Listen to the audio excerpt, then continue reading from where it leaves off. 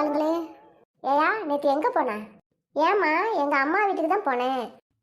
உங்கள் அம்மா வீட்டுக்கா போனா? உன் மாமியார் வீட்டுக்கு போயிருப்ப நேரம். ஏயா பஸ்ஸை போய் மறியல் பண்ணியா?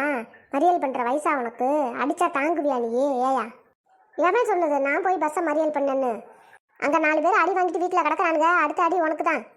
பிள்ளைங்களுக்கு ஸ்கூல் ஃபீஸ் கட்டணும், காலேஜ் ஃபீஸ் கட்டணும், என்ன பண்ணுறதுன்னு தெரியாமல் முடிச்சுட்டு இருக்கேன். சவுடாளுக்கு மறியல் பண்ண போனியா நீ? மறியல்? அச்சோ, நம்ம போனதை எப்படியே கண்டுபிடிச்சிட்டாளுக்கு போல இருக்கே. சமாளிப்போம். இங்கே பாருமா, அனாவசியமாக என் மேலே சந்தேகப்பட்டு திட்ட வேலை வச்சுக்காத. வார்த்தையை கொட்டிடலாம், ஆனால் அள்ள முடியாது. கண்ணால் பார்ப்பதும் பொய், காதால் கேட்பதும் பொய், தீர விசாரிப்பதே மெய். அட பாவி சண்டாளா, ஏன்டா இவ்வளோ போய் சொல்கிற? போனேன்னு ஒரு வார்த்தையில் ஒத்துக்கேன்டா. ஒரு நாளைக்கு ஒரு நாள் மனுஷன் திருந்தணும். காலம் பூரா இப்படியே போராடிக்கிட்டு இருக்கிறது என் வாழ்க்கையே வீணாக போச்சு. சுகந்தி, நீ ஏமா அழுவுற? நீ அழுவக்கூடாது, அவன் தாம்மா அழுவணும். என்னக்கா பண்ணுறது? இவனை கட்டிக்கிட்ட பாவத்துக்கு நான் அழுது தானக்கா ஆகணும். என்னாடி இப்போ நடத்து போச்சு? பெரிய உலகமே அழிஞ்சு போயிட்ட மாதிரி அழுவுறா. படுபாவீங்களா, குடிச்சு உலகமே தாண்டா அழிய போகுது. நீங்களாம் எப்போ தாண்டா திருந்துவீங்க?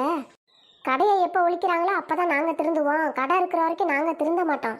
யாரோ எவ்வளவோ போராட்டம் பண்ணுறாங்க, ஆனால் அந்த கடையை ஒழிக்க மாட்டேங்கிறானுங்க. இந்த கடையினால தான் கவர்மெண்ட்டுக்கு வருமானம் வருதான். இந்த கடையை மூடிட்டா கவர்மெண்ட்டே நட்டத்தில் முழுகிருமா. நீங்கள் குடிச்சிட்டு வர மாதிரி பொம்பளை ஆளுங்க நாங்கள் போய் குடிச்சிட்டு வந்தா நீங்களாம் தாங்குவீங்களா? வீடு வீடாவா இருக்கும், குட்டி சேவராக போயிடும்.